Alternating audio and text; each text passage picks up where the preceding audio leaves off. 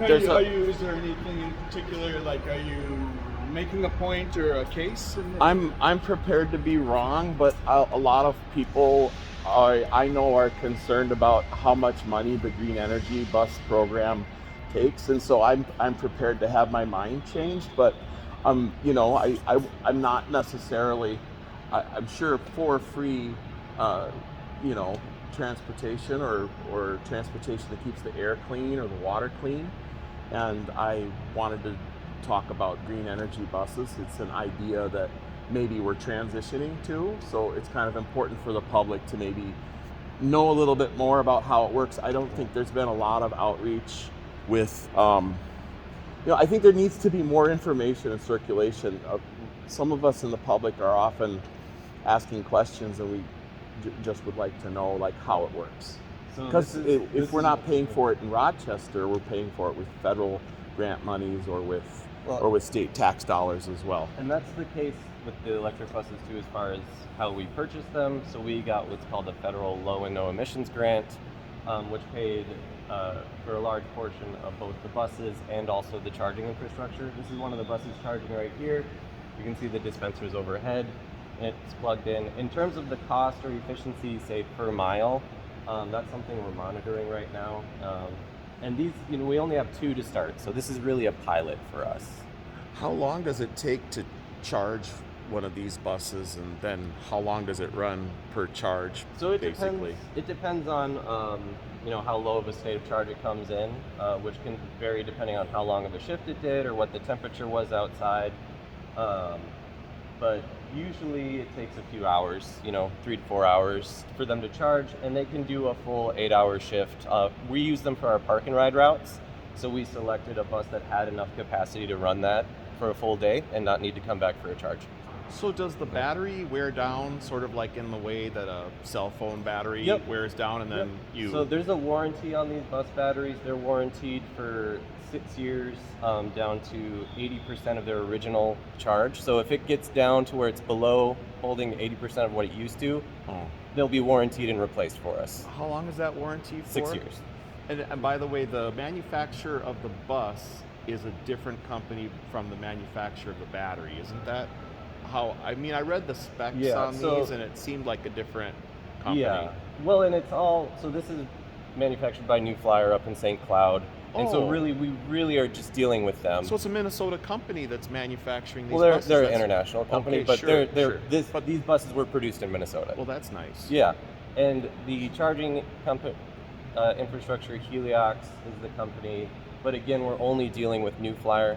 We contracted with them both for the buses and for the charging infrastructure. Because one of the biggest challenges, and one of the reasons we wanted to do this as a smaller pilot as opposed to a big initial project, is getting the charging infrastructure and the buses to work together well. Because there's a lot of complicated computer stuff in there. So that's something we're working through right now. They've generally been up and running most every day doing their shift. So does the battery typically cycle down all the way and then you recharge? Does that increase the life of a battery like this? We are not supposed to bring it below a certain charge percentage to maintain that battery life, but that's a lot about what we're doing here.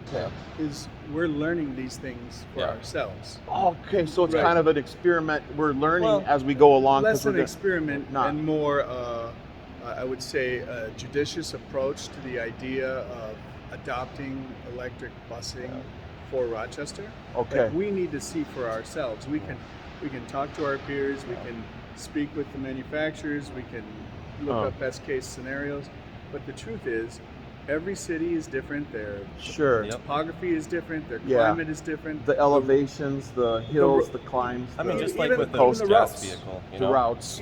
Even the design of the routes, every community is different. So we need to have some of these buses on site, and we need to go through and learn. Just all those questions you're asking, how long will the battery last? How long? We're learning those things as we're using it, and we're going to take that information to sort of help us plan and also what for the future will look like. Our maintenance staff, we've got training for them, but they're folks learned as well as we brought these in. They got training from New Flyer techs. So, New Flyer. Yeah. So are the batteries lithium, or is it a different composition of of I'd metals. have to check for you on that. Okay. So I thought it was a German company that, I mean, I've been wrong before and prepared to be wrong again. I'm learning here too, and there needs to be probably more public relations work done to help the public understand, about the use of green energy buses. I mean, can we go inside and take a look, or? I mean, you can always drive them too. They're out there running them. Definitely. We don't run them on the weekend. Don't run them on the weekends, okay. Yeah, they're just used for our park and ride routes right now. That's a beauty. So I mean, on the inside, aside from it being a 60-foot bus, these are our first 60-foot buses, but aside from that, it's the same as our other buses on the inside. I really like the camera system here. That means that everybody boarding the bus is going to be noticed, so that it helps keep the bus safe to have this kind of a camera security system here, so that the driver is safe and all the riders are safe. That impresses me. And there's excellent cameras here. This is the way it would be done in a larger city typically, because you want to. That's good. Buses have cameras on them. I like it. Yep. I like video it. and audio recording. I like it, and it's Inside recorded. It's fired up. It must be motion detection too. It's fired up.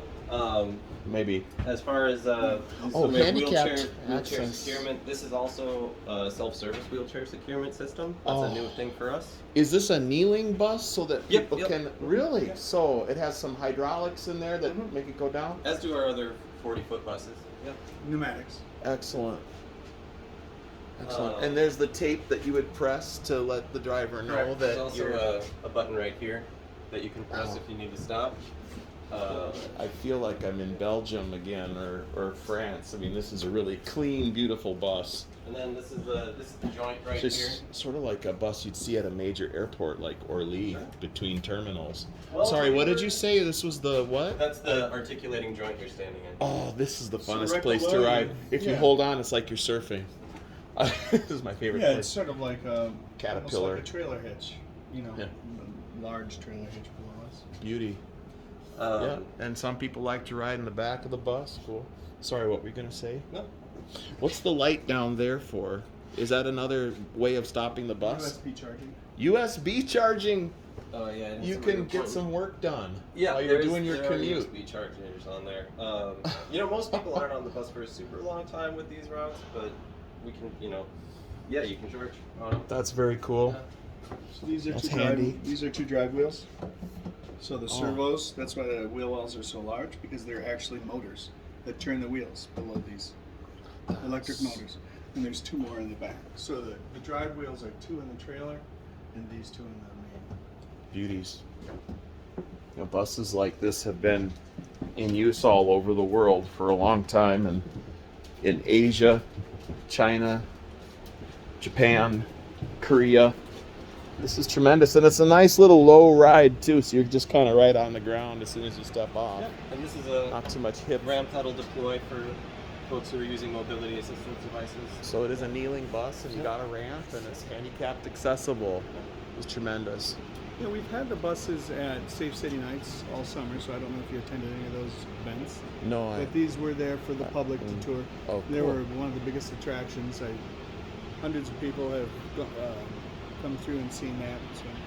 So So that's beautiful. we should get back to it. Okay, Okay, yeah. okay. We're gonna wrap up because they're out of time. But it's been a privilege for me to come here to see this, and as always, I'm gonna have to change my mind about some of the things I have said about the buses in the past. And thanks everybody for watching, and see you next time. Thank you.